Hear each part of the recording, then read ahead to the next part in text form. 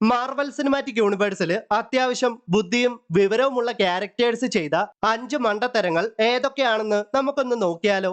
Number 5, Tony Stark അഥവാ Iron Man. Tony Stark Ivan Vanko അഥവാ വിപ്ലാഷിനോട് ആർക്ക് റിയാക്ടറിന്റെ രഹസ്യങ്ങൾ വെളിപ്പെടുത്തുന്നുണ്ട്. അതിന്റെ അനന്തരഫലങ്ങൾ ടോണി സ്റ്റാർക്കിന് കിട്ടുന്നുമുണ്ട്. Number 4, Loki. തോർ റാഗ്നറോക്കില് ഹെലയിൽ നിന്ന് രക്ഷപ്പെടാൻ Lockie Bifrost open ചെയ്യിക്കുന്നുണ്ട്.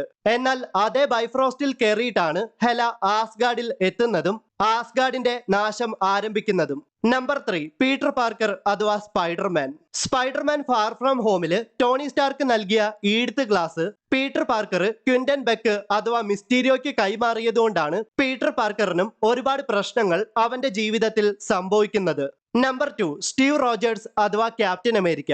Avengers end ഗെയിമില് താനോസിനെ ഡിഫീറ്റ് ചെയ്യാൻ തോറിനെ സഹായിക്കുന്നതിന് പകരം താനോസിന്റെ തൊട്ടടുത്ത് കിടക്കുന്ന ഇൻഫിനിറ്റി ഗോൺലെറ്റ് അവിടെ നിന്ന് എടുത്തു മാറ്റിയിരുന്നെങ്കിൽ ടോണി സ്റ്റാർക്കിന് അവസാനം മരിക്കേണ്ടി വരത്തില്ലായിരുന്നു.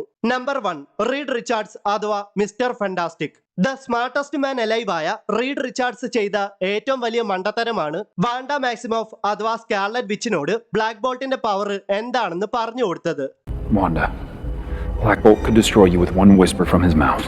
പിന്നീട് എന്താണ് സംഭവിച്ചതെന്ന് ഞാൻ പറയണ്ടല്ലോ. What mouth?